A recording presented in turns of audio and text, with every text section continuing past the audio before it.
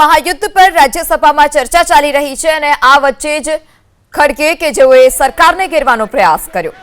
Sir, this is not necessary. No. When 176 we discuss, I am asking you. everything will come.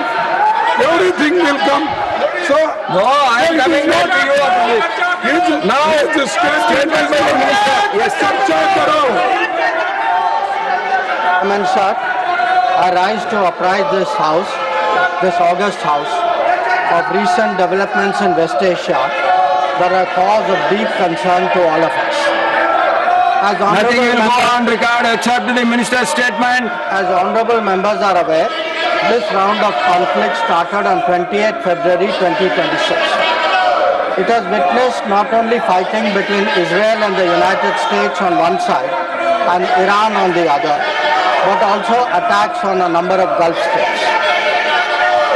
There have been numerous casualties, including at the leadership level in Iran, as well Nothing will go as, on record except the minister's statement. destruction of infrastructure in the region. At the very outset, government had issued a statement on 28 February expressing its deep concern and urging all sides to exercise restraint, avoid escalation and prioritize the safety of civilians.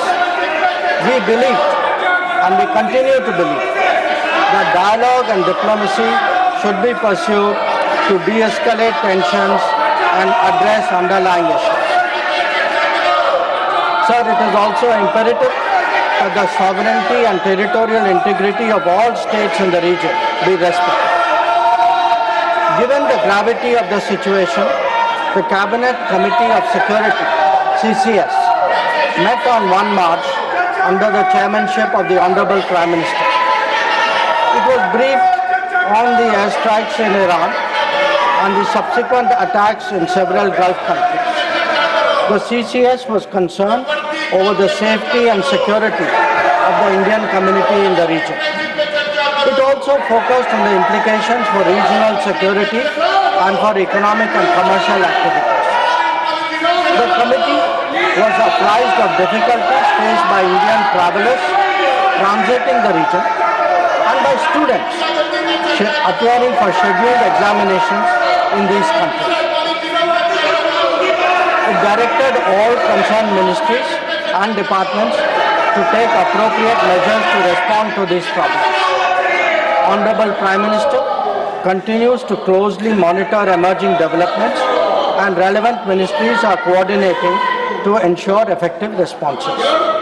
Sir, the conflict has continued to intensify and the security situation in the region has deteriorated significantly.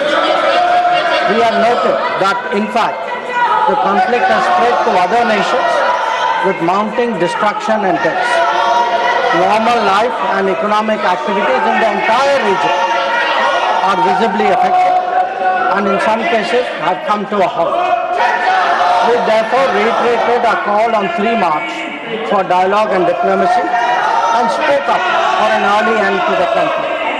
I am confident, Chairman Sir, that the House joins me in expressing our sorrow at the loss of lives. Honorable Chairman Sir, while any development that negatively impacts peace and security in the world is deeply troubling, this ongoing conflict is an issue of particular concern for India. We are a neighboring region and understandably have obvious stakes that West Asia remains stable and peaceful. There are almost 1 crore Indian citizens who live and work in the Gulf nations. In Iran too, there are a few thousand Indians who are there for study or for employment. The region is key to our energy